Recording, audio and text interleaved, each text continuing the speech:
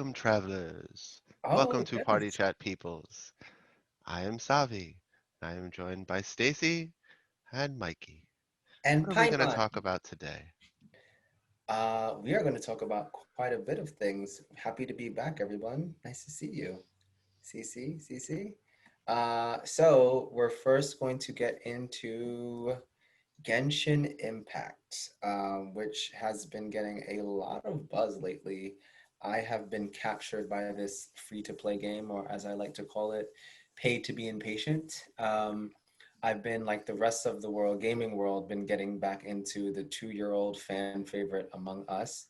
And I've also checked out Going Under, which where these roguelikes have been coming back in some way. And Going Under is a follow-up, well, not a follow-up, is the next game from Team 17 from Overcooked and Moving Out, right? That's the game, the moving company game. Oh, Yeah. I know what you're Yeah. talking about. I forgot This the is name. Team 17, yeah. I think it's called Moving Out. This was their next game. And Stacy has been addicted to Hades. Another And roguelike. No, she's been yeah, trapped another in roguelike. Hades. And Zavi was doing some what SuperGiant research, and he decided to go back and check out Pyre. So without further ado, it's a big show because I think we have a lot of things to talk about each perspective game. Let's get into it. So Genshin Impact is the free-to-play, in the crudest way, free-to-play Breath of the Wild clone, which it is more of and less of. This was sort of released, I believe, or the first announcement was released back in June of 2019. And famously, there was some dude at a convention who brought his PS4 and smashed it with a hammer because he was very upset about that. Um, Yeah, I saw a video where it was basically like like the point of view that I agreed with the most is just like, why are fanboys protective of like game designs? Because I have the opposite reaction when I play a game that is really like yeah, inspiring and like what's the right term, like pushing the boundaries and has yeah. like good You want ideas. everything to I have it. want everything to copy that idea, and I Exactly. get frustrated when other games don't seem to. Exactly. But moving on. Not my But Breath of the Wild.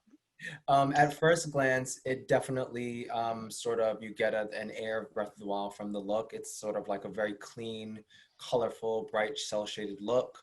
The art Painterly. style that is definitely way more anime than The Legend of Zelda. And as far as like the battle system and systems go, there's a day and night cycle, there's a collection cycle, there's a cooking cycle. I mean, well, Mm. cooking mini game. There's also the elements, whereas it was a bit unofficial or sort of naturalized in the game where, you know, thunder and water interact, fire and water interact. This game, it's systematized into the battle system and other aspects of the game. You know, fire interacts with ice, it melts it. Thunder, and when thunder and water collide, there's sort of a AoE explosion. When thunder and fire, there's an explosion, and wind and earth sort of augment those powers. Whereas you can, if you have a wind tornado, some characters have that, it'll sort of pick up the fire and you have a fire tornado. And geo, as they call it, the earth element interacts, whereas it'll crystallize an enemy if it interacts with a specific enemy. I don't really use geo, so I don't know exactly which elements gives it the crystallization status. But more on that. It is quite a fascinating free to play game. I have been recommending all of my friends to at least try it. Mm. Um, it is absolutely insane that this developer in Shanghai was able to sort of put out this grand, sort of really well designed world. It kind of surprises me throughout the levels that I've been through. So there's a lot to get through to here. So I'm going to be as sort of clear and concise as I can be. So you start off as two twins that are sort of in the world of Tevat, and it opens up where this god sort of wants to destroy the world. And immediately you're given to a choice to be a male version or a female version of the traveler, and whatever you pick, the other sibling is like locked in some sort of stone, and word has it at the end of the game you will unlock her, or him. But at this time, I picked the male version, and you wake up at an indiscriminate amount of time later. You have sort of this super anime companion. Her name is Paimon. She's like some sort of fairy, and you're trying to figure out what's going on. You run into several characters, and then the lore is super interesting, in the sense of there's two sort of countries, a more European inspired country called Mondstadt, and then another area called Liyue. That area is Chinese influenced, and each area, a city, is sort of governed by some sort of god. So in the first town, it's this sort of wind dragon called Dvalin, and he is upset at you. There's a clandestine organization called the Fatui sort of going around and trying to either kill these gods or make it so that the gods destroy the lands that they're presiding over. So, that first sort of story arc, you fix everything, everything's okay, but it then continues as it moves to Liyue. Um, it's super cool. You run into different characters who have affinities of different elements. So the first character you run into is Amber, then you run into this ice guy, she's fire, then this ice guy called Kaya. And you have access to 4 characters at any time. They're mapped to the D-pad, and the combo system, about every character has about a 4 or 5 hit combo system.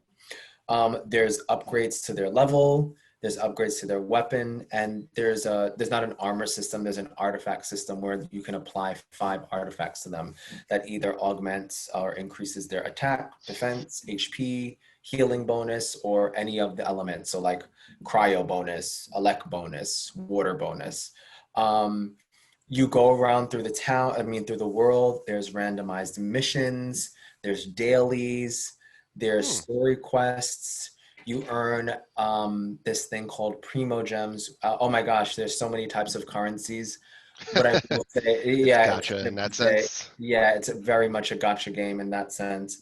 But I will say that there's really only one currency that matters, which is called the Primo Gems, in the sense of like what you'd be paying attention to. The good thing about this game is that the only thing that's really locked behind the gotcha system is characters. And there are 4-star characters and 5-star characters. They kind of removed the 3 and the 2 and the 1. It's just like there's either this star tier or that tier. And the chances have been very good, I hear, from people as far as like the 5-star characters that they're offering at the moment. But you can definitely play this game without spending any money. I myself, I will be honest, I spent $59.99 just about, because after playing this game, I realized this is a full-fledged game. And I entered into monetization into the game, and I was like, all right, I'm just going to do like $60 like I would pay for a real game. And I have been happy with it so far. They do have 2 types of monthly, I don't know if you want to call them passes, or yeah, I guess we'll call them passes. Battle pass type thing. Well, one of them isn't. So there's something called like a blessing, and that blessing gives you like 90 gems every day. And also I think it boosts your earnings of different types of currency throughout your playtime. And you can stack that for up to 180 days. That's only $5. They do have a battle pass, which I think a lot of the community is just like, it's okay. It's not that great. It feels like you don't get too many offerings from it. And it's also locked with its own sort of achievements that increase your battle pass. There's an achievement system in the game, which gives you Primo Gems. Every time you open a chest, you get Primo Gems and leveling. It works on an adventure rank. So each individual character has their own rank, but there's also a world rank, which is the adventure rank. And as you go up, that unlocks different story quests. So story quests are sort of matched to an adventure rank. So at 16, this story quest will sort of pop up. Gotcha. So What this I kind of found, reduces into what you mentioned earlier, which is this is pay to not wait so much, right? yes, yeah. So I found that, Would you like call it like avoiding the grind? Does that feel appropriate? no, because a lot of the things that you still need to use to update your upgrade your characters and their weapons are in the world. You just have to go out and fight things, or anytime you wish. So wishing is the gotcha system. You But wish. that can be a sort of grind. Is that? Oh, okay. I misspoke then. Yes, it is. I mean, grind is subjective, right? Like it either feels like a grind, and that might be a good or a bad association for you, or it doesn't because it's novel, right? Well, yeah, I mean, the game is fun. So it's like, playing with your characters, doing the many elemental things, running into different types of creatures. What I will say is that I think the grind is coming in the sense of there's not that many different types of enemies. I want to say there's like 15, and the world is huge, huge. But all you really encounter is sort of like these goblin-y monsters, slimes, and like these the big versions of the goblin-y monsters, magicians, and like humanoid characters. The variation of the amount of enemies, like I said, in proportion to the landmass, is Sure. a bit slim. Right. They do have world bosses and world domains that are like either quick one floor challenges, and then the world bosses are just out in the world that are tied to your character ascension abilities or weapon ascension not abilities, excuse me, supplies or Mm. ingredients. But I want to focus on the story for a second. So the story is pretty cool in that you are running into a lot of the characters that you will eventually be awarded if you get them as a wish in the gacha system. And the gameplay is kind of way more varied than I thought it was going to be. Yeah, you run around cutting things, but there's a cooking quest where you're helping one of your companions win a cooking competition, and you're going around collecting ingredients while she's cooking. Hmm. There's a mini super super short MGS section where you're sneaking around. There's like races. There's puzzle solving, like Breath of the Wild. There's like you're running out in the world and you'll see like some sort of icons. Oh, that's another thing about this game. There's so much discovery in the world. Like you can just be going around and go like, oh, I see a symbol for this. Let me see if this element interacts with it, and then it does. Or like, oh, I see like this is blown out. Let me light it on fire. Okay, let's do that.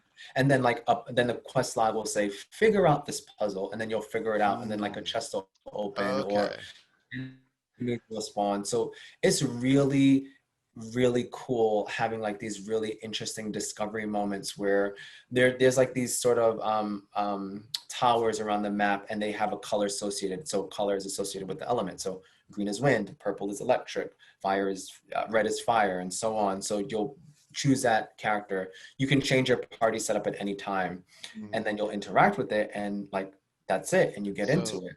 so in terms Yeah, of discovery, this sounds like very Breath of the Wildish. modern. Yeah, like modern in the sense of like it's a dense world, but it isn't like that Skyrim or Ubisoft open world No, type of no, oppressive, I no, have too much shit to do. no. It's very Breath of the Wild in the sense of Nice. like you're not going to have a sprawling quest log because a lot of the puzzles are just world puzzles.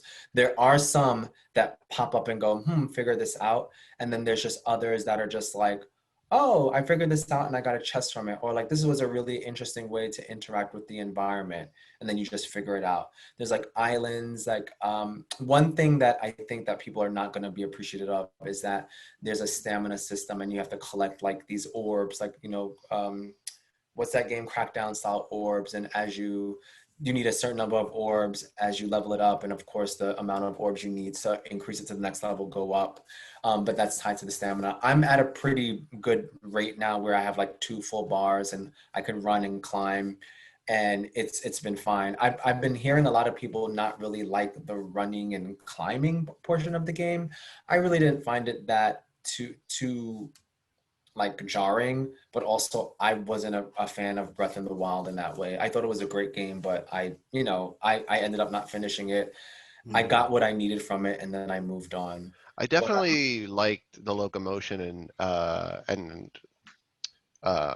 that's kind of too broad of a term that doesn't get to what I mean. Like Traversal? the traversal, Yeah. yes, in Breath of the Wild, quite a bit. I think the freedom of really having the same mechanics to everything was kind of revolutionary. Most games, it's like even like Horizon, which I never stop talking about, like the traversal in that game is actually more of the Naughty Dog thing, where like here's our scripted, our preordained blessed paths that you can No, you're climb. climbing on buildings, you're climbing on trees, you're climbing Yeah, and that's walls. what I liked about Breath of the Wild a lot. So Yeah. I'd be curious how I'd feel about this game's traversal. I'm really interested in you guys sort of how you view this game, especially for the early hours up to like adventure rank 20, where I would say to you guys, like, if you play up to adventure rank 20, there's almost no grind. Like, I can probably send you a video, but you know, that's the way it is. But I do want to move on. I know I've Yeah. been on this for a while. It's just there's so much to talk about. I'm definitely gonna be talking about, as we move through the podcast. The next game I want to give, and I haven't given too much time left for myself, unfortunately, is Among Us. But I kind of want to feel like there isn't too much to say. I feel like this game has sort of just stormed the gaming world in a sense of like this. I mean, I think everyone knows the story. This game came out 2 years ago, and because of COVID and quarantine, it's found a new life almost out of nowhere. So much so that the company canceled their sequel, and they're just investing resources into this one. Hmm. On Steam, and it's on iOS. It works seamlessly. Like, I've been playing on my phone with my friends, half of which may have it on cell phone, and the other half have it on Steam. On Steam, it's $5. On phone, it's free with ads. So literally between every game, there's a 5-second ad you watch, and then you move through, and that's it. Can There's you no other pay to intrusion. make the ads go away You on can. mobile? Okay. You can pay to make the ads go away, and there's also a system of like paying for different hats and pets and everything. But just to move into what the game is about, it's basically like Werewolf or Mafia, or those social games you used to play, but sort of As uh, a computer game. yeah, as a computer game expanded out into like, okay, well, here I'm just this little spaceman and I have to do tasks around, and in our game there's one imposter or alien or whatever you want to call it, and he's going around killing us or pretending to do tasks. So basically the game is muted. There's a voice option, but I think most people play like in Zoom or a Skype call or something, and they just all mute their mics. At least that's the way we've been playing it. So then, we do it, and then once a body is found, we all unmute and we discuss it at the round table. There's also an emergency meeting, so at any time, if something comes to you or you see something, you can run to the emergency meeting. As the imposter, there's a cooldown to your kills, and you can sabotage different rooms. You can shut doors, and then there's maybe 2 or 3 like kill scenarios. So you can deplete oxygen, or you can like sabotage a nuclear reactor, and everybody, or at least 2 people, need to stop what they're doing in order to go and take care of that task before you all fail. It works really well with like 8 to 10 players, and you can have 2 imposters, and you turn off confirms. So when you're ejected during the voting screen, it says, "Oh, this person was the imposter." But when you have more than one, you don't know. It just says this person was ejected. So you'll only know if the next screen is, "Oh, you win," but you Sure. can have another killer going around, and that's been the funnest way. So So you that's, can end up shooting someone out the airlock who's perfectly innocent because yep, it's what everyone decides is yep. to be a bad guy. Yeah, it's like whenever we play Mafia with my brother's group, they always kill him first, largely just to get a rise out of him. It's really funny. Oh no, that's We not me. need to set this up. This To be sounds like a good idea. fair, he's like the dude who like talks a big game and Uh, like is just like, no, it's not me, and he's like kind of dominating the conversation, and so like the group has discovered that the best way to deal with him is to just kill him immediately so that he stops being so loud. oh wow. I've got to say though, Anyway, this is a format that has been aching to be applied to video games. So it's kind of funny that it's been done 2 years ago, and Mhm. that now it's having its heyday due to like this whole thing. I haven't played it yet, but I Oh, know Matt, who's been on the podcast, that he like runs games of it, and I'm excited to jump into one day for sure. yeah. I mean, next time we're always looking for someone. I just forgot to invite, people. I will, just we've never really planned so much. The only real planning time I've had, it was like maybe last week with like a couple of Gabe's friends. But like we played last night off of a whim, and it was really late, and it was just like, oh, okay, we'll play. But it's been really cool. It's been really fun, and it's like a cool social game. I think like people getting them out of the mood, getting them out of cruft. It's super simple. The tasks are literally like touch. If you played any touchscreen game on your phone, that's what the tasks are. It's Right. not That's complicated. good. Yeah. All right. So you had one more you wanted to talk about. I do, and I'll be as brief as I can. Tell us about the Evanescence song. Yeah, Going Under, and Going Under is going to sort of go with the theme of the rest of the podcast, where it's a roguelike, not unlike Hades, which we will be getting into, but the motif is very, very, very different. It's a world of dystopian startups where you work for a I really should play this algorithm-based game. soda company, and you get started. Your name is Jackie, and he's like, hey, are you ready to start your internship? And she's like, yeah. And he's like, well, kind of have monsters in the basement, and can you like take care of them? And she's like, I've never killed anyone before. He's like, it's fine, they're They're monsters. monsters. This is secretly every Karen feels like this. Yeah. What this game is. So It's adorable and so strange that you can pick up just about anything and use it. yeah, you can pick up anything. There's you have skills, you earn your skills, you acquire skills, for the job, for the workplace. You have mentors, and if you assign them your mentors, they give you different tasks. As it stands now, there's like 3 underground areas: the Joblin, the Winky Dinky, and I forgot the third one, where you have to go in and beat a boss. And much like Hades, which we'll come to find out, the storytelling is done very naturally. So like when you fail or when you beat something, it'll kind of go into like this cutscene of like, here's like a regular office day, and like, oh my God, the head of tech development tried to like sexually harass me. It's okay, like we don't need to talk about that. Or like, didn't you see the way he disrespected me? Oh no. So it's sort of like this. It's like fun, like anti-capitalistic, like really sort of So funky. I would put this in there with good job as games you should play if you just lost you're your just job and you're pissed kind of at- like, Or you you know just hate what, office culture. I'm better off this way, man. I mean, it's Yeah, almost like yeah. the office space of gaming in some ways. Like, Yeah, it's a really good critique of like, okay, yeah, this is like a horrible startup tech, uh, yeah. dystopian. And I gotta say, I think I might jump on this soon because I just recently like listened to a podcast and as well as started reading this article about Facebook that has gone way too under the radar about how they continue to be responsible for terrible, terrible things in the world, and specifically about how like 1 or 2 people are responsible for like trying to prioritize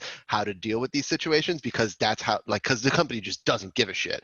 So like this Yeah. game sounds exactly like literally there are monsters in the basement and we don't care. Well, Please send here's the the first intern. here's the first boss. Right. The first boss, and this isn't Mhm. too much of a spoiler, you have to beat the boss, and you get like, oh, she's like, oh, the people who are drinking this soda is like really messed up with this coffee. So you beat the boss, you get the coffee, and he's like, okay, well, let's just start using up here. And she's like, but wait, I just told you that they were drinking the coffee and that made them into monsters. She's like, come on, Jackie. We're But innovators it'll here. increase our productivity. Exactly. That's all we care about. It'll disrupt our pipeline. That's how they would talk. And Yeah. it's just I like, just oh, and it's just so funny. this He's stuff like, makes me so mad. Jackie, I thought you were a team player. Oh, Right. I guess I'm going to have to think. Did you not understand our goal was to take the coffee and use it I have ourselves? to play this game. I Yeah, have I to mean, play this come on now. Obviously. I think we made the wrong decision by going with you. Oh no. Like, wait, No. no, I'll do it. I'll do it. This It's is gonna just hurt. like the worst of the worst. Yeah, Of and like, it's really really not like fake. Like the article that I'm talking about has a point where one of the people who came forward with all this information was told like you either need to like change the way that you're doing this thing and so that it doesn't make us look so bad, or your services will no longer be required. oh wow. Yeah. Uh, Sounds right. Checks So out. yeah, maybe this game deserves a trigger warning if you've been like a higher up in the tech world and you think that, Or and if you you've truly ever worked wanted in to human like, resources, like, Yeah, yeah. yeah. Oh my yeah. God, that's I definitely, So, hilarious. yeah, I'll yeah. definitely give these going under and Genshin a little bit more Yeah. floor time. Some But yeah, might say that definitely this could tempt game, people. it feels like you're trapped in Hades. Right. Yes, You're in that's hell. Yeah, so the roguelike game I wanted to talk about is Hades by Supergiant Games. And it has some similarities to Transistor, which is one that I really liked back in the day. And like Transistor, it can be played in a good weekend, and you will reach the, and I'm going to use quote marks, end of the game, but it's very loop friendly in that there will still be plenty of plot for you to see and uncover if you replay it, and a lot of gameplay mechanics that you will not have seen yet. So I want to just briefly show the trailer for what came out in June. I think it was June. Yeah. hmm So this officially version 1.0 of the game. So it's gone from $20 to 25, and that's the, as far as I know, highest price it will ever be. yeah. But you could have paid $50 or $60 for this game and feel like you got your money's worth. Oh, yeah. Please, Really. then some. Um, and it does some things better than Transistor. So that game had about 1,500 combinations of abilities that you could stack onto each other to make your character fight differently, basically. Um, this one goes even further in that regard, and it gets rid of the skill tree and creates a much more interesting randomized factor, so that you can somewhat choose how your character is going to fight, but then you also are dealt a whole bunch of random options that you then have to choose between in order to hopefully navigate your way to the end of your dungeon experience, while also collecting the sort of resources that will help you level up your character in the long run so that it can do even better and learn different things. So there are a total of 8 weapons you can wield, and they start with things that make a good amount of sense. You've got a sword, a spear, a shield, a bow. Then it starts to get a little wacky. You've got a pair of boxing gloves, basically. You've got a gun, and it just continues on to this more and more ridiculous level of what the heck is going on. Mm-hmm. Um, the idea is you are the son of Hades, the god of hell, and he doesn't want to let you leave. He kind of wants you to help with the family business, which is running hell. But you want to go up to the surface for reasons the story will make quite clear to Break you. into Little Mermaid music. Also, who wants Up to live in hell there. forever just because they were raised there, you know? hmm Um, but your dad is like sort of the classic wealthy, too busy father who doesn't really care about who you are as a person, and he belittles you at every turn.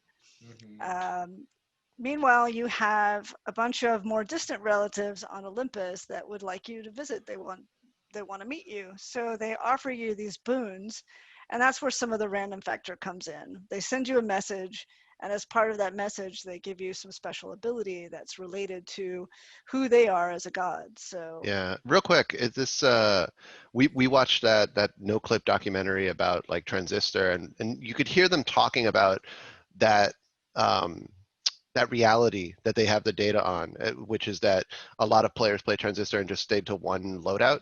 right, And there's one part where one of the designers, I think was like, um, as a designer, you see that data, and on some level, you kind of want to go like, no, but there's something more interesting over here. But like, as you know, you can't tell the players they're doing the wrong thing. That's fine. They found something that's comfortable and it works for them. So you could see how by turning to the roguelite genre, they like are tackling that problem by yeah, finding ways to force you to right, adapt, I guess. yeah. So, like, here's an example. You've got this character called Chaos, and I want to take a second to change my background. so that you can see it. And I'll come back to the gameplay in a second. But so Chaos is one of the original gods of the universe, if you will. And Is he technically a Titan in Greek mythology? no, this is No, pre-Titan. this is Chaos is made before the yeah. Ah, Titans. That's how It's oh like old a it boy. it's like a force. is. Or, Okay. Yeah, almost better understood as just a part of the world. So this is a picture of Chaos. And how they do it is they've created a fairly gender non-binary character, and they speak with multiple voices when they speak to you. And they have their own very unique perspective, looking down on the world as sort of like all this stuff with the Greek gods is a flash in the pan. It's going to come and go, but it's kind of interesting for yeah. now. Sure. Very Dr. And Manhattan. right. So from a gameplay perspective, in order to even talk to Chaos, you have to give up some of your health, making it harder for you to survive in the dungeon. And then they also give you a choice. You have to take some sort of short-term penalty, and in the end, you will be rewarded if you survive through it. So in addition to all the other things going on, Chaos can make your life temporarily bad, long-term better, and give you some resources that you otherwise wouldn't have access to. And that's such a staple that like Supergiant has been doing since Bastion so well of like, hey, here's an option that has like story reasons behind it, like it fits in the world Mhm. to optionally like increase your difficulty in some Right, way that's not just like they hit harder. right. Yeah. So Chaos is the parent of Darkness, who is Nyx, and Darkness is your mother in hell. So they are in favor of you reaching the surface, and therefore Chaos also involves themselves Mommy loves me. and attempts to help, right? So here's another thing I kind of want to point out. You're only going to see a small bit of it, but if you play this game, check out Sparrow's Guide. It's quite useful. It'll give you in a very short period of time what you need to know to interpret the symbols of this game, to understand the different kinds of currency, and you will be repeatedly given options of 2 or 3, and you have to pick between them to decide how to progress. And it can be quite tricky to figure out how to balance wanting to get through your particular version of the story right now versus gathering the resources you need in order to do better in the future. Which is kind of So, pivotal for like a roguelike. You're trying to choose right, what fits with the run, like kind of loadout that you happen to have. right. Yeah, so in addition to the 8 weapons, you've got 8 Greek gods that will offer you boons, and then these palms of power that simply upgrade whatever boons you already have. You have weapon upgrades, and then even beyond that, you can collect nectar to make people like you more, the food of the gods, right? You can collect darkness, which, you know, your mother is darkness, so she's trying to help you out. And when you provide her with her currency, she can help upgrade your abilities on the sly. So there's all this stuff going on in the background, and it gets so complicated that if you've got like a boon from Ares and a boon from Aphrodite, then you meet one of them again, they can offer you a boon that requires both of them together. Mm. And Duo so boon. yeah, and in doing that, they'll actually reveal more about their relationship with each other. For instance, they might talk about how Helen of Troy was this great thing where they used love to start a giant war that lasted for a really long time. Right? Good job. I don't know. So it's a pretty interesting way of doing it. It incentivizes you to complete the entire dungeon with all of the 8 weapons, and then those weapons also have other aspects that you can unlock as you get through it. And And it's tied to like bits of character and story too. It's not just completion for completion's sake. Yeah. right, absolutely not. And that's part of what's fun about it is even some of the relatively small characters in the game end up having their own character arcs. So you're playing Zagreus, the son of Hades, and your relationship with your father will evolve over the course of the game. Your relationship with your mother will definitely evolve over the course of the game. And even relatively small characters, there's this little Medusa that has a crush on you that cleans up all the time. And if you give her a present, she gets all flustered by it, you know? So she has her own little story, and I think that's adorable. So the fact that the gameplay also manages to fit in with the story so well is Yeah. part of how this becomes such a very replayable game. Mhm.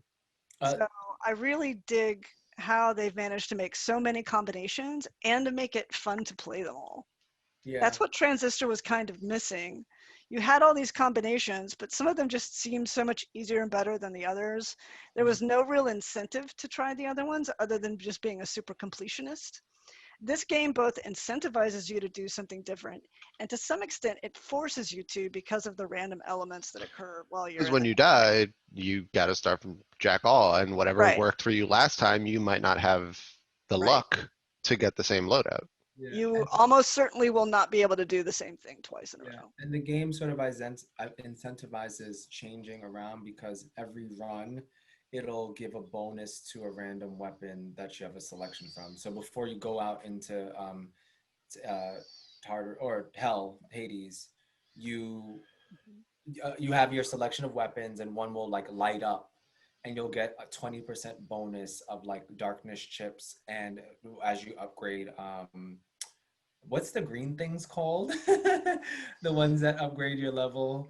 But you'll get a bonuses, so it sort of incentivizes like fooling around with different weapons to see like, hey, and I'm pretty sure Almost you, like on a micro level, like an encounter yeah, level. like Is that? you, no, in the Mm. beginning when you choose your weapon. So like right now he has, Okay, Oh, okay. right. Yeah, yeah, yeah. like maybe that was an arrow, and when he selected it, it was glowing to show like, hey, if you try and beat this run with this one, you'll get 20% extra of the darkness chips and the other Mm. perks in the game.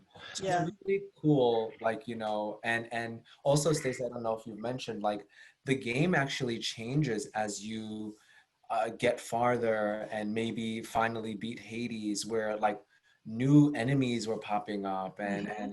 and different things and different bosses were sort of popping up, and you're like, wait a second. Yeah. And you're So kind this is a good example. In there's a hell mode which they don't recommend you do until you've beat the game at least once. yeah. And in the original game, you fight one of the Furies, and her two sisters are above ground dealing with a war. And Mhm. then as the game progresses and the plot line continues, the two sisters return, and then you fight a random one each Mhm. time. Yeah. And then finally, if you beat the game and you start playing it in hell mode, you will have to fight all three Furies in order to get past that boss fight. Simultaneously? Yep. Correct. Yeah. Nice. Yeah. So they definitely make hell mode worth your trouble. And if you're one of those people who worries, well, maybe this game is too hard and I won't be able to handle it, there's even a God mode, which is sort of the opposite. It makes things easier, and if you fail, it continues to lower the curve until you can Oh accomplish your wow. goal.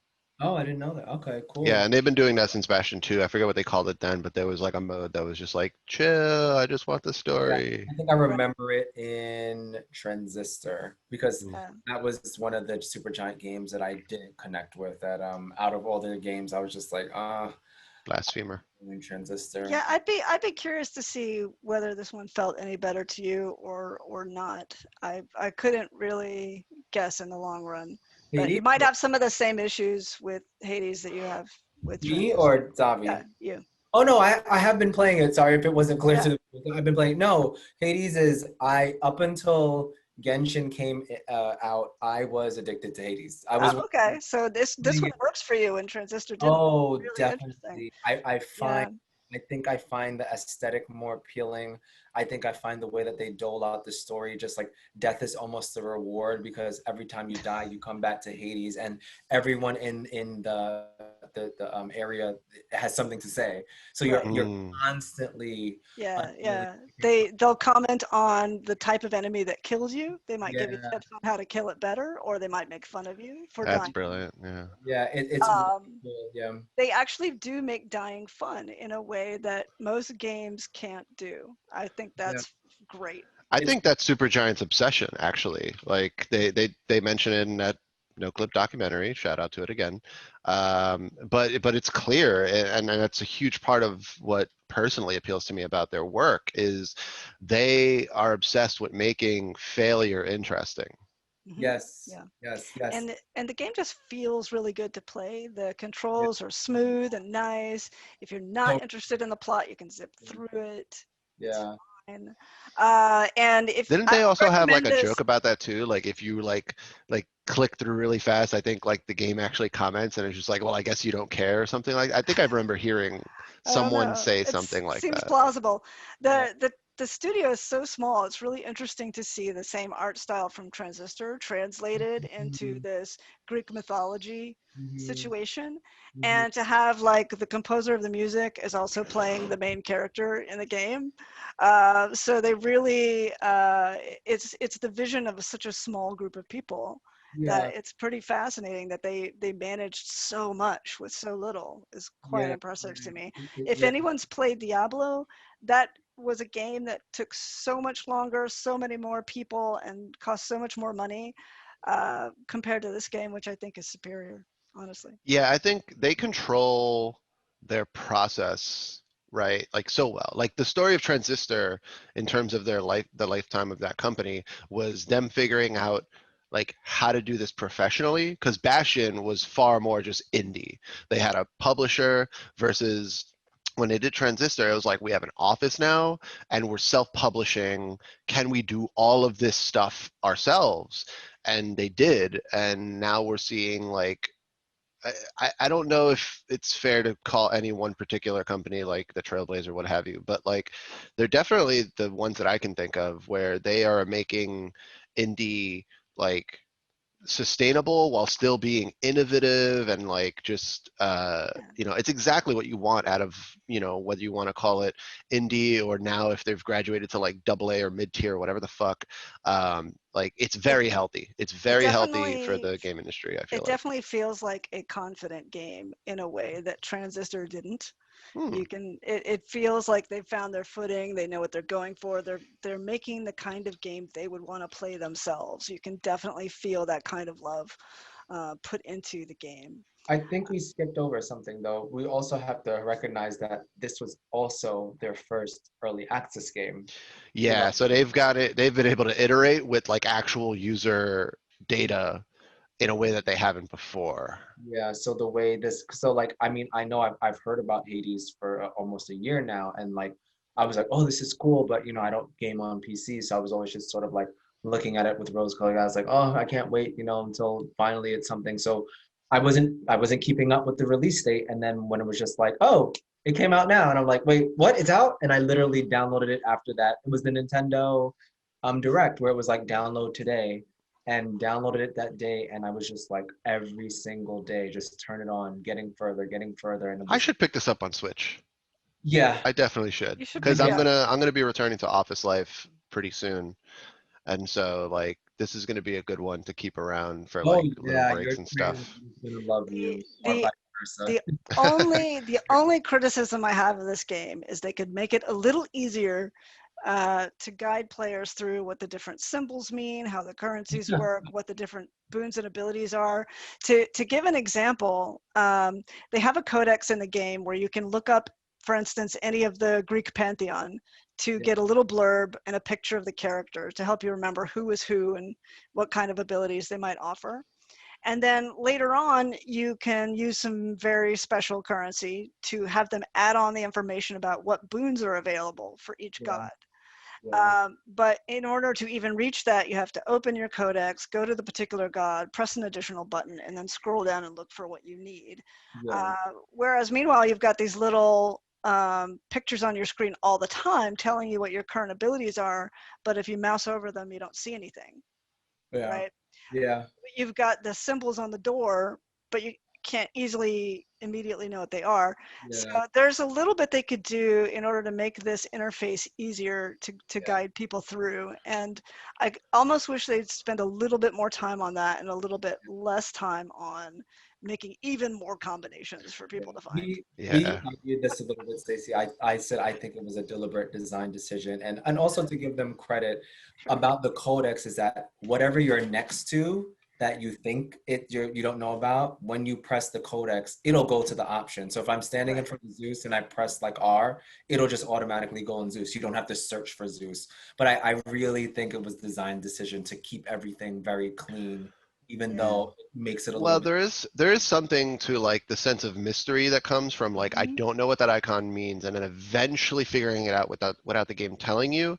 I just Yeah, think that's very tricky to navigate yeah, with like a roguelike type of structure because your progression is incumbent on being able to no, yeah, understand the economy and mechanics in a Right. way that it's not for other games. And you also need to like appreciate that not everyone is going to be as good at grokking all that information.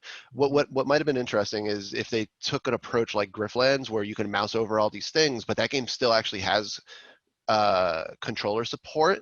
However, they haven't tackled the problem of discoverability for that kind of thing because if you play on mouse and keyboard, you know, like, okay, colored text, mouse over it, right?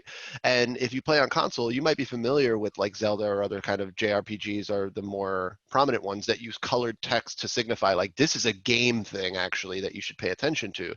Um, but that ability to like click into it like a hyperlink almost and like show it in a codex and so that it's more discoverable. I don't think I've seen anyone tackle that on a controller just yet because I think that's the reason they don't have the mouse over it. I think in part is They don't want to put anything on PC that isn't easy to replicate on a but console. I they're get also, that. please remember, anything that's a colored text on the left side, there's a blurb of what it means all the time. So every time mm, you do like Sharon's obol, which is the money, it'll Mhm. say, "Oh, obols are the currency of the game," or okay. it Right. always have that. So it does have like Stacy's talking about something very specific, and it's almost like I wish Yeah, they would I- have it's that not there. like the information is not present anywhere. Yeah, It's yeah. harder to find than I would like. Yes, Gotcha.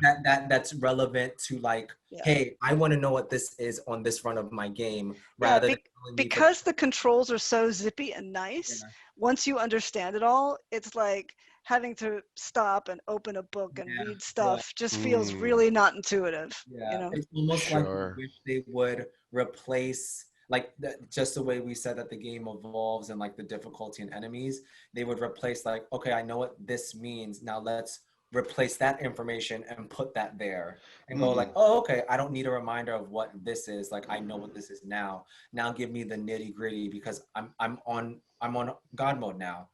If You know what I this went reminds into me God of? mode, I mean, hey, sorry, not No, God go mode. ahead. Mode. Hell If mode. hell mode, like I'm on this mode obviously for a reason. I don't need to know this information anymore. Sure. Right. Yeah. Right. Something like that to make it configurable would be good, Yeah. and that's always appreciated. This kind of reminds me of the problem that, for me personally, Division 2 solved with being able to understand like the gear system and like all this end game stuff and why I should care about those numbers Yeah. just through like excellent UI design.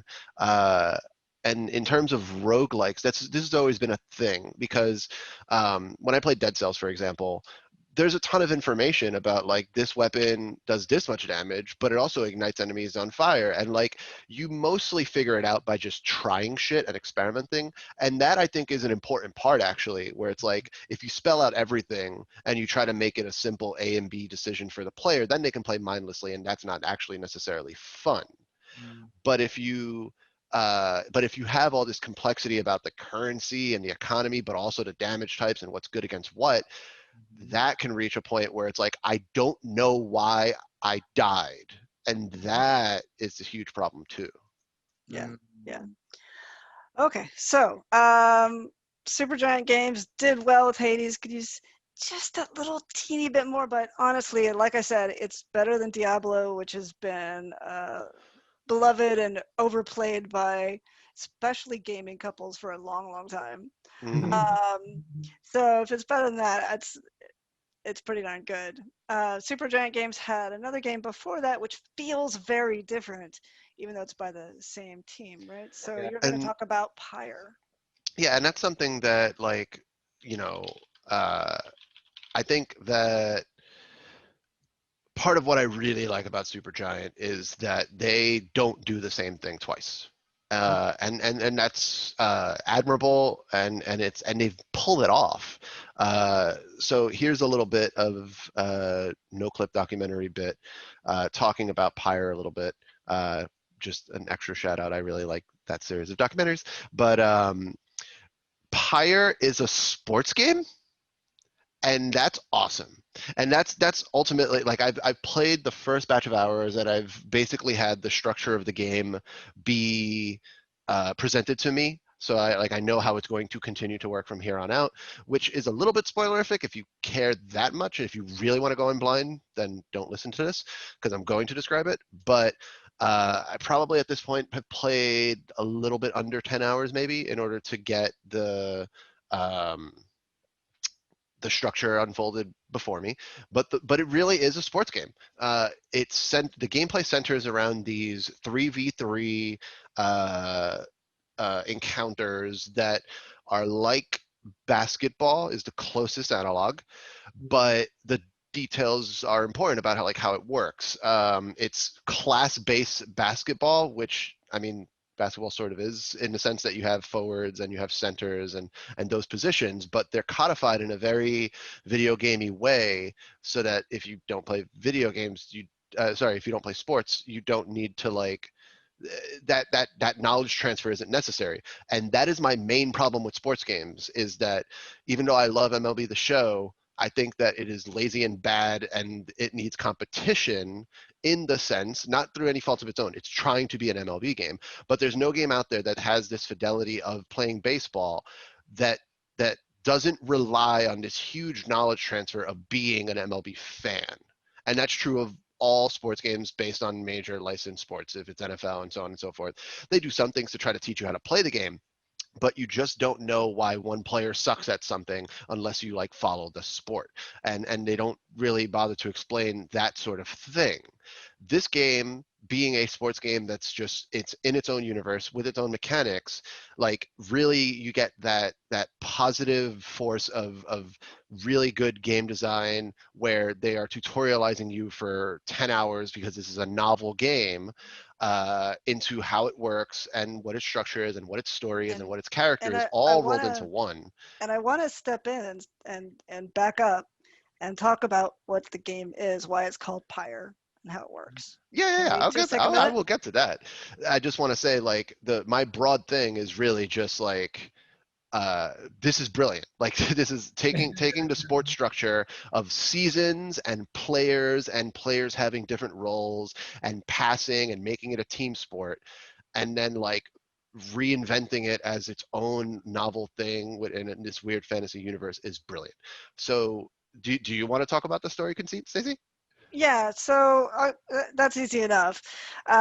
Instead of having a basketball hoop or a hockey goal, you have a pyre. It's a fire on either side, one for each team. And the goal is simply to get the ball, or in this case, an orb, Celestial orb. a celestial orb, Oh, uh, look, an from the explanation. I'm like, center okay. of the screen into the opposing team's goal. So it's definitely distilling down what exactly is a sport. How do most sports work? What are they about? And it takes elements from multiple sports to do it, specifically because you have teams of 3 on each side, and you have a number of options as to which players you select. It starts with only a few, and then as the game continues, you gain other companions, and they have other abilities. So one team member might have a very good ability to block, but might be very slow. Another team member might be very speedy. Uh, there's one that can kind of fly or hop around, so its mobility is its best feature. But maybe it's not the best at blocking in other ways, right? So you're both having to do defense and offense at the same time, Mm-hmm. and you can only control one character at a time. So that adds another element of difficulty, Yeah. right? And So so, it's quite interesting in that it's both tactical, but it's also real time. yes. Yeah.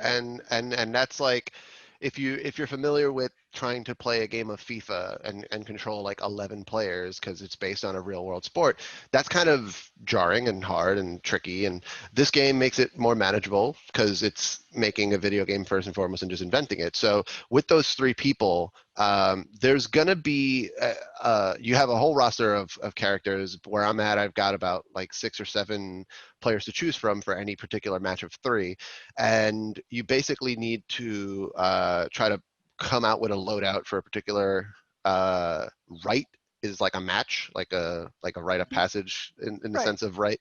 Um, and so when you conduct a rite, you pick your team of three, and they have some things in common.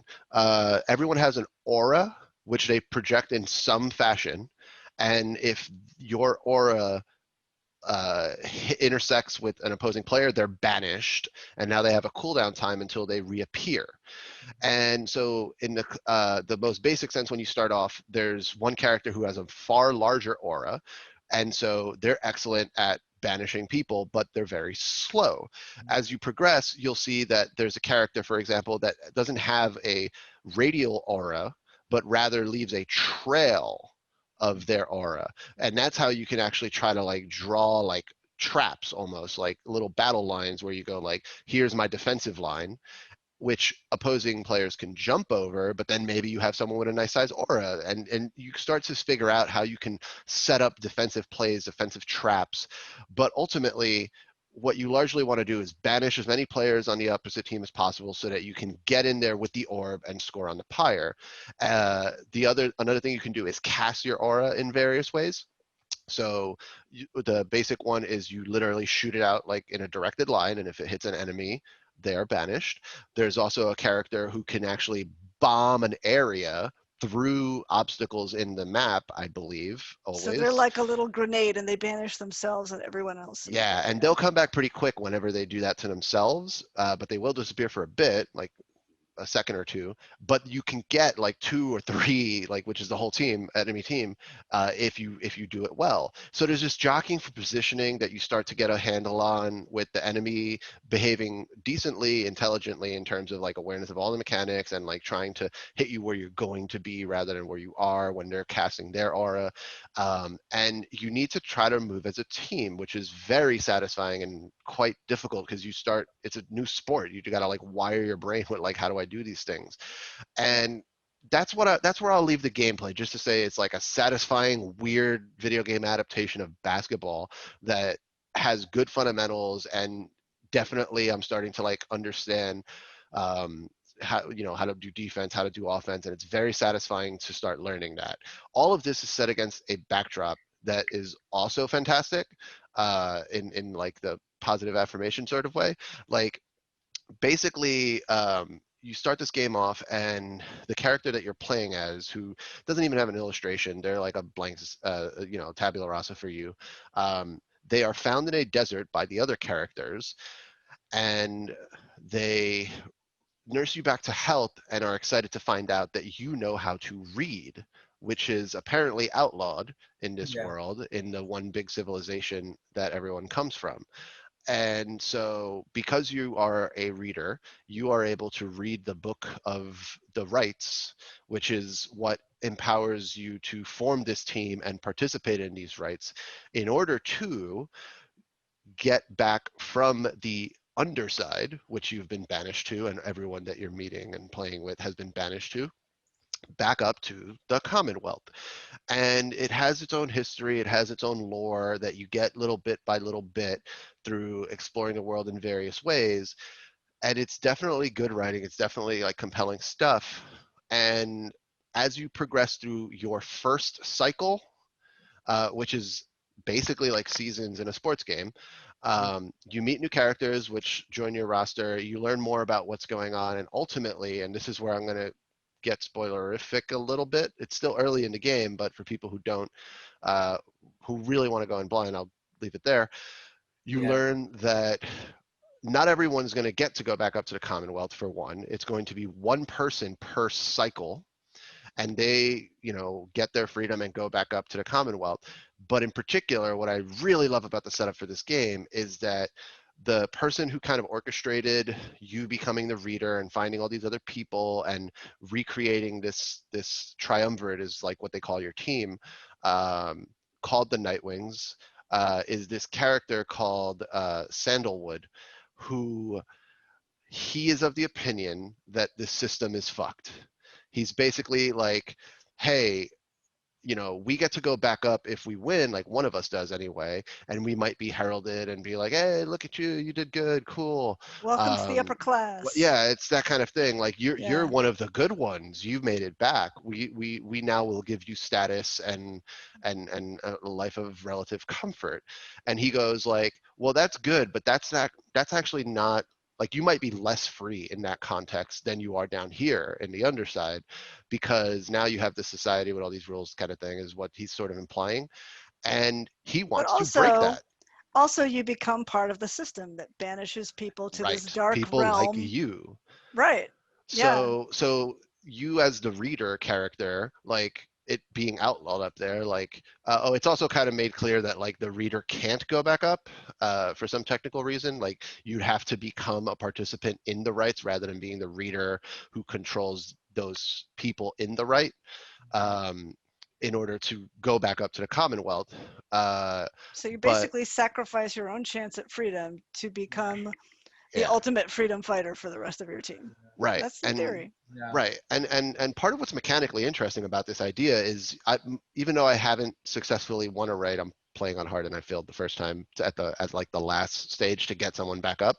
The game just goes on, and but it also like has me considering like, okay, so who do I want to send up, because they're gone when you do that, which means if you send up someone who you think like deserves to go back to the Commonwealth and no longer be stuck in the underside, maybe because you like them as a character, they're also not going to be on your team anymore. So if you've presumably been focusing on them and you've leveled them up and you really like playing with them, now you've got to move on without them.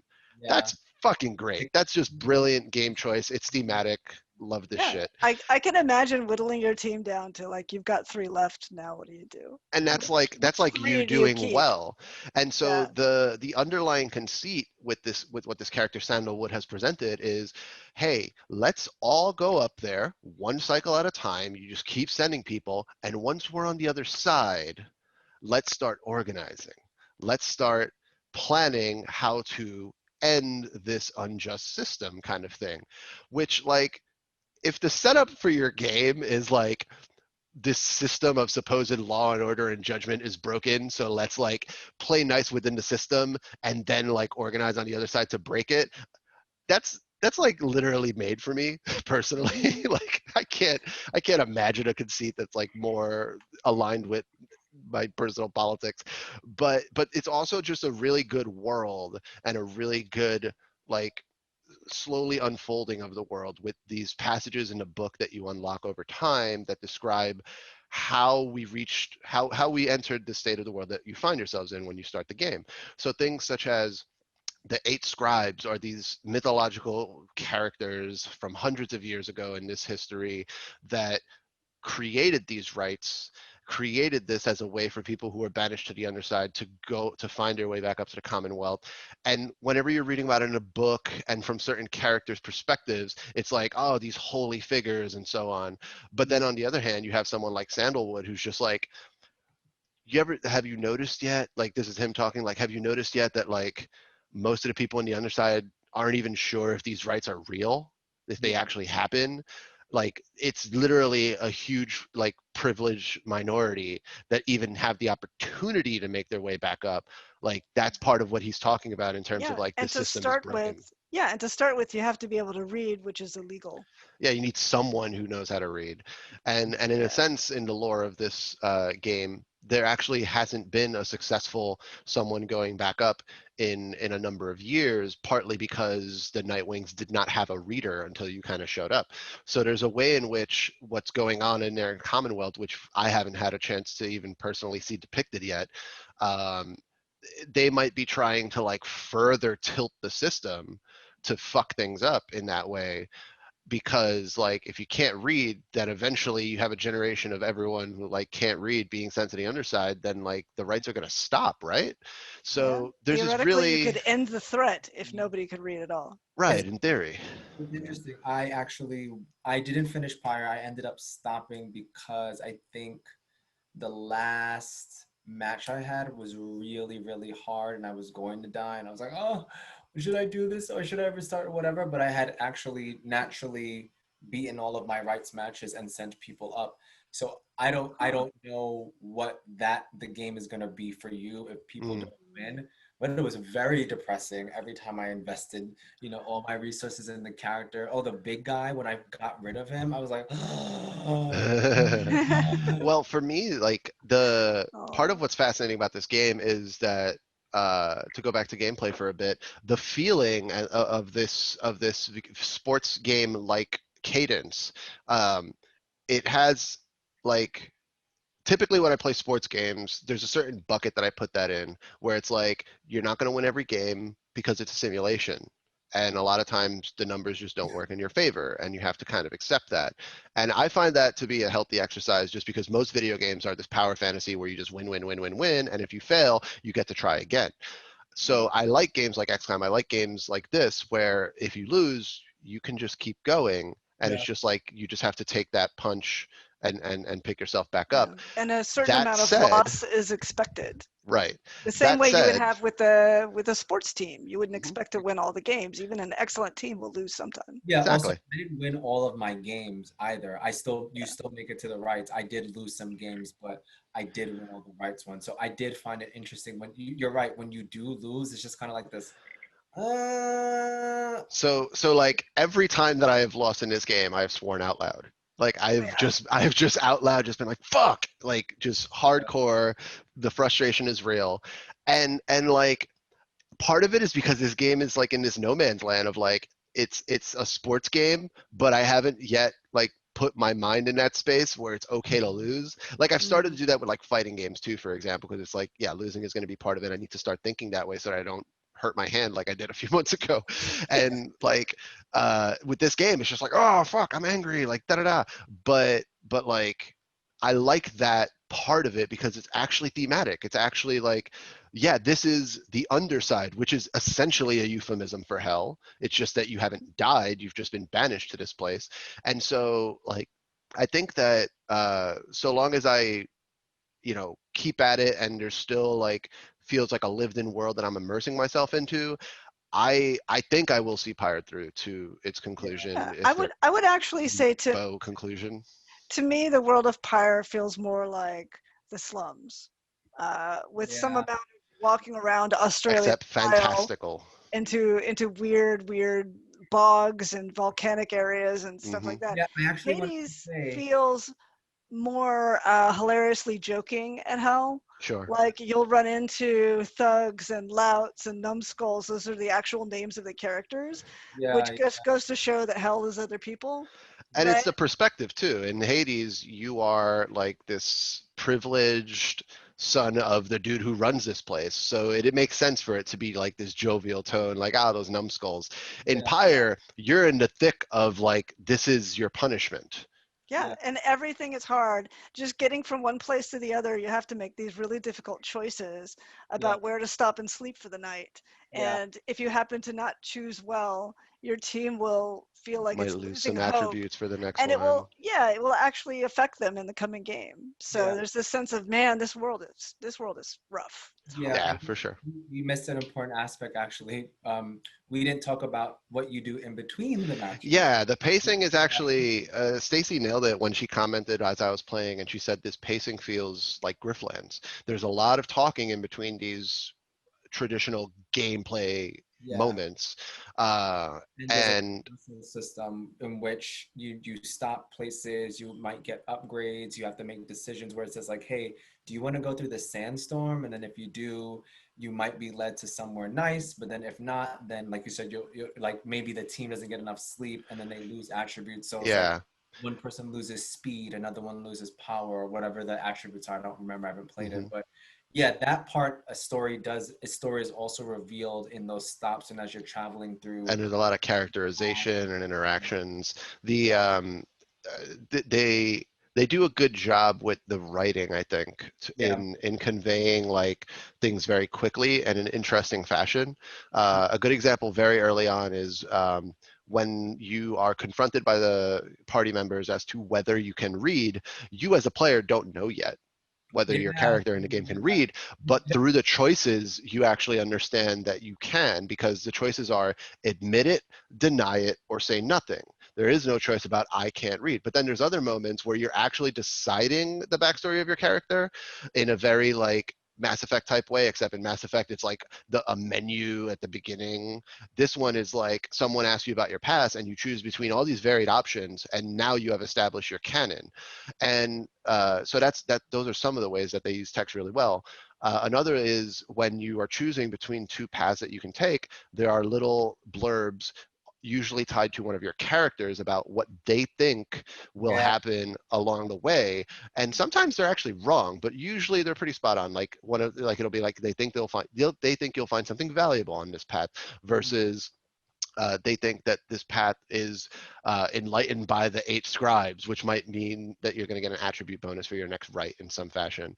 And all of that is really like holistically well done, so that the pacing is pretty good. Because if it was really like very snappy, like one right after another, I think that it would be harder to keep playing after a loss, because it feels like, that was a close game, or that was a loss, or something Yeah. like that. Because But it's also instead, you get a little bit of characterization. You get a Yeah. Yeah, little you bit get of you get to story. meet up with one of your companions and have a conversation with them. Yeah. Talk about the Yeah, loss. Talk Which about honestly like feels like the right dramatization of the sports experience that I would want out of something like a competitor to MLB The Show, like that wasn't MLB.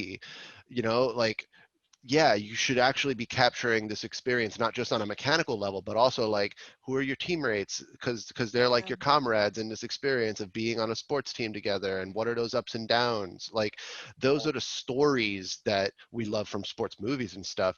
This honestly feels a lot in a lot of ways like a game I've been waiting for a long time, because it is the dramatization and the experience of sports in game form, which, other than like Blitzball and Final Fantasy X, which was a side yeah. game, I don't know that games have really done a good job of tackling that. Right. Rocket League has done a good job of kind of expressing what it's like to play individual games very quickly. But there's nothing Got that's no the story same mode. sense of, yeah, there's no sense of like you and your team are having a season together and that's an experience that's worth telling. That's where this game really excels is I would say anybody who's played almost any kind of sports game and just found it to be a little shallow. That's my experience with sports games. This one might be worth a try to see whether actually there's something to it once you add back in the personal story that's missing in most of those games. Yep, I'm with you on that. Captain Tsubasa, I think, touches on it a bit. I have been interested in picking that up. Yeah, Captain Tsubasa touches on it. They have a story mode for Captain Tsubasa, the character, and then they have a story mode for you for a creator character. Mm, You align yourself with like 3 of the main characters or 3 of the main teams, and mm. they all have their own stories, but you're embedded into it, and it sort of goes in line with the culture of that team or that school that you're trying to win the championship for. So yeah, Nice. there's a bit of that, but that is also based on an anime I haven't watched, so I couldn't tell you like, oh, this is the storyline for that they've just sort of. I think that's the right direction that these games should come from, Yeah, because anime has been doing this for a while and yeah. obviously has a huge You got niche sports type anime, of thing please. in video gaming. So Yeah, yeah, there are basketball animes. I think there are baseball. There has to be yeah, baseball yeah. animes. Who am I kidding? It's huge in Haikyuu, Japan. basketball, animes, and yeah, and they're pretty popular too. They're pretty Yeah. So, but yeah, like just I've only played, like I said, probably a little under 10 hours of Pyre. I'm really liking it so far, for popular. somewhat personal, but also just like I recommend this to people who like games where losing is part of it, and like really novel mechanics that like this almost feels genreless as far as the gameplay goes. Like even though I'm saying sports game, sports game, sports game, like if you say football, people bring certain things to the table and they know how to do certain things. I can't do that for this game other than to describe like the the raw, like the foundations, like I tried to in terms of auras and stuff, but that's not going to capture it either.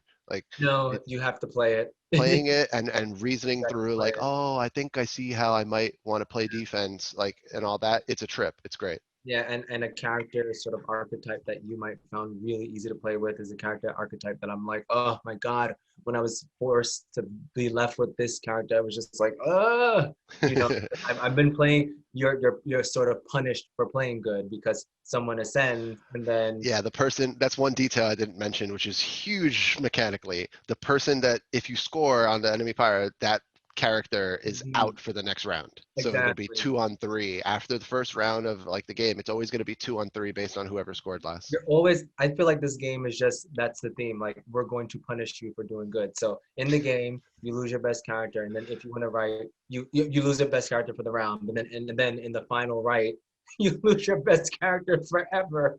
And it's just like, yeah, good job.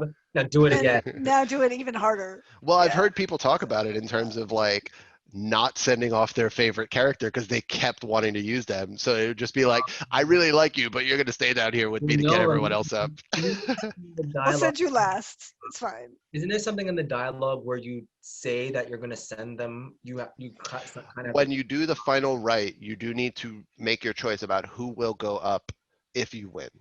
Yeah. Okay. Like I you thought can there was just pick a something. shitty character. Okay. I thought there was Yeah. something in the dialogue because I specifically remember like sending up good characters or characters I invested in because it was Oh, you're thinking that there does need to be like a minimum enlightenment, which is true. They do need to be yeah, a certain minimum level in order to actually even be eligible to be sent yeah. up.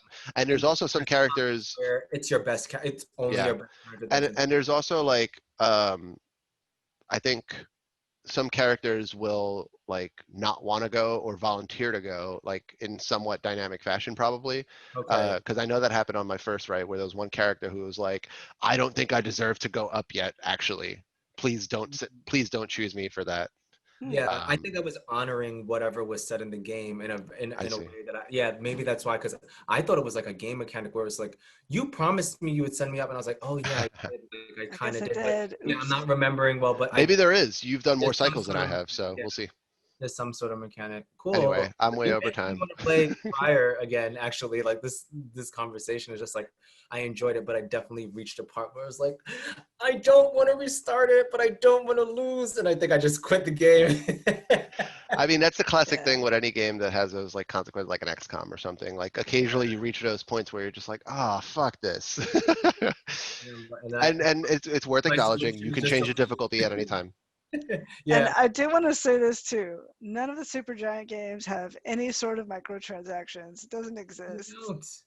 Nope, And they don't it's do it. so nice. And their games are reasonably priced. So Yeah, and the length is good. The length is good and has some replayability to it. yeah, Yeah. buy it on a Friday, play it all weekend. You'll at least get through one round, but then you'll still have it in the background to replay later.